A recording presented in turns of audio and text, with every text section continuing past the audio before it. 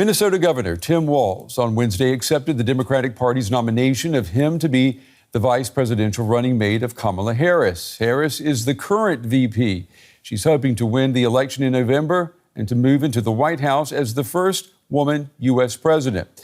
Now, throughout U.S. history, the vice president has been treated as a political afterthought, an understudy, always ready, but almost always never getting the call. There have been tragic exceptions, such as the assassination of JFK that resulted in the presidency of Lyndon Baines Johnson, or when a sitting president decides not to run for re-election. Biden pulling back, Harris moving forward. And that brings us to the man who will run at her side and who many say has the qualities to make the Harris-Walz ticket a winning one in November. Take a listen. You know, you might not know it, but I haven't given a lot of big speeches like this. But I have given a lot of pep talks. So let me finish with this, team. It's the fourth quarter. We're down a field goal, but we're on offense and we've got the ball. We're driving down the field. And boy, do we have the right team. Kamala Harris is tough. Kamala Harris is experienced, and Kamala Harris is ready. Our job for everyone watching is to get in the trenches and do the blocking and tackling. 1 inch at a time, 1 yard at a time, 1 phone call at a time, 1 door knock at a time, 1 $5 donation at a time.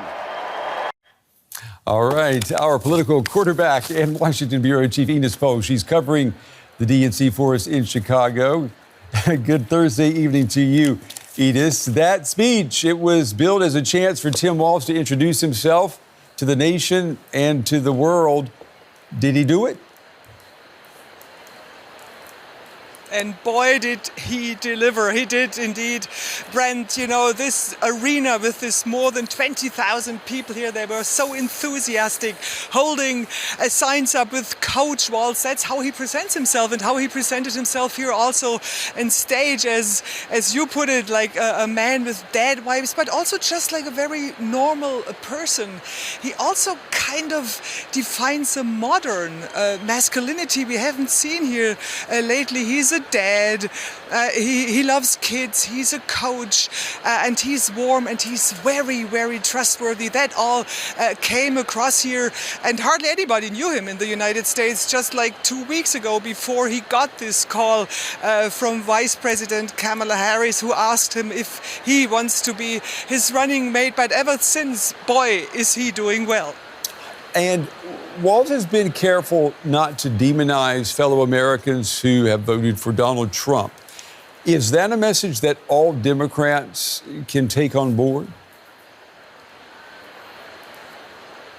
Yeah, and that's actually also one reason why Kamala Harris picked him. He should reach out to those undecided voters, to those who are kind of swinging between Democrats and Republicans, but of course also to those Republicans who are not in line with Donald Trump, who do not want Donald Trump to get a second term, and that's why she picked him. The hope is that he can reach out to rural areas, to working class areas, to regular white male who had a tendency to rather go with Donald Trump, at least in 2020. Will this go down well with the other kind of part of the Democratic Party? I mean, from whatever I heard here, yes, it does, at least in this bubble here in this arena, because we mustn't forget, you know, this is the DNC.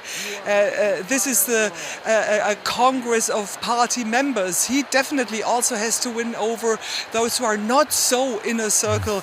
But from everything I experience here and also during my travel across the country, he does that job pretty well so far. But Brent, he also has, as Kamala Harris, to deliver some more policies and not only good vibes. And that's something we definitely have to see after this convention here next week. That's right. The honeymoon may be about to end, some are saying. Ines Pohl at the DNC in Chicago. Ines, as always, thank you. All right, we want to swing now to Washington and bring in Justin Higgins. He's a communications consultant who has worked for both Democrats and Republicans. It's not every day we get to meet one of you. Justin, it's good to have you with us. 5 days ago, I was looking at your Twitter feed, your X feed. You posted on X that this is the best campaign for president that you've ever seen, strategically on point, amazing narrative work, and doing everything to minimize risk. That's what you said. Do you think the same thing today with the convention now almost history?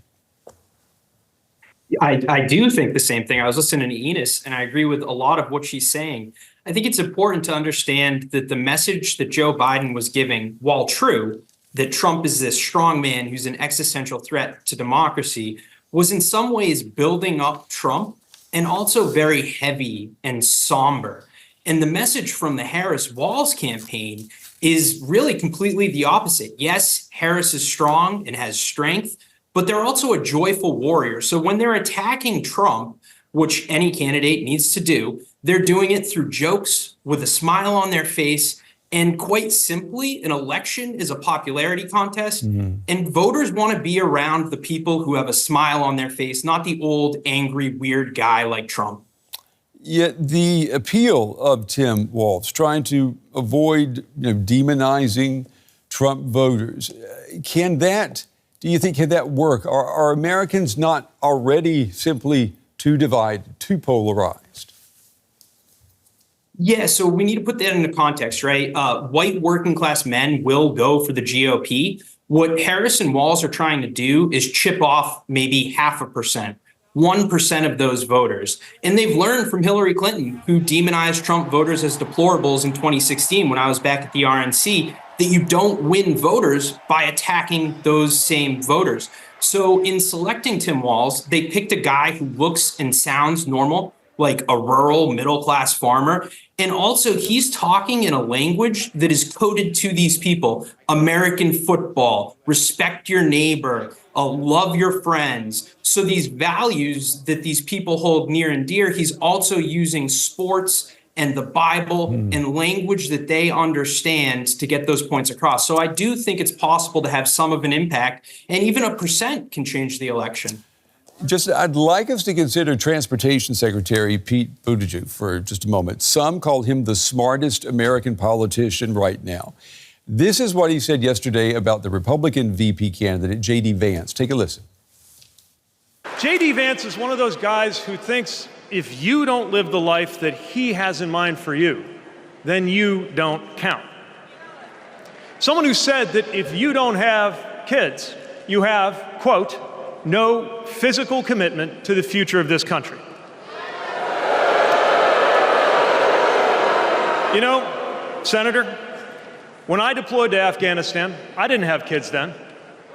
Many of the men and women who went outside the wire with me didn't have kids either. But let me tell you, our commitment to the future of this country was pretty damn physical. Justin, when you hear a politician speaking with that level of eloquence, conviction, he's a military veteran, why isn't he the vice presidential candidate or even the presidential candidate? Well, I really do love and respect Secretary Pete Buttigieg, and I think his time will come. And I think that Tim Walz was an interesting pick because he is a darling of the progressives. And I was listening to you earlier asking if all of the Democrats will stay rallied around VP Harris. And Tim Walz's selection not only talks to the rural voters in the middle of the country, but he does it in an effective way with Democrats because progressives absolutely love him. They think he is one of their own. So by picking Walz, you're able to get, hopefully, those independent and conservative voters that Ines was talking about, but also you're able to buttress your left flank because he's one of the darlings of that left. So I think that unique appeal that Tim Walz has is probably why he was selected, and Pete Buttigieg's time will come. All right, well, we'll see. I guess time will tell. Let me ask you about this low-risk campaigning that you like coming from Kamala Harris. You know, a lot of journalists more and more do not like this. she has not been accessible for interviews, for example. After the convention, after this honeymoon, if you will, is over, won't it be necessary for her to take some risks and to say, okay, throw me the questions? Eventually, that will be dictated by the vibes of the campaign, which may very well shift. But I think we need to understand one of the reasons why it's such a low-risk campaign is because typically nominees have to go through a primary process where they have to outline controversial policies to appeal to the left and the center of the party. But because of the way that Harris was nominated, she didn't have to do any of that. The party was despondent, resigned to a second Trump term under Biden's campaign. And then when she came in to become the nominee, it energized and united the whole party.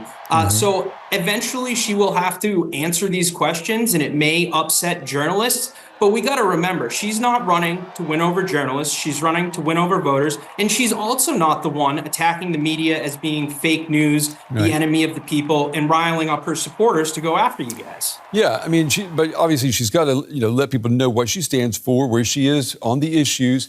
What do you think will be the riskiest points then between now and Election Day for her campaign? And I'm guessing you're going to say the debate with Donald Trump. The debate with Donald Trump, and I'll pivot to something as obvious, right?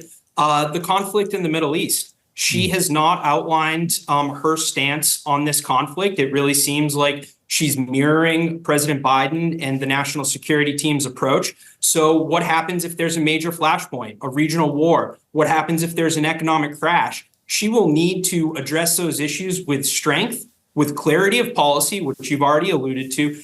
But also, she will need to maintain a joyful warrior approach that has come to define her. So really, I'm not worried about the debates at all. I'm worried about a black swan event, which is inevitable between now and November, and how the campaign is able to pivot.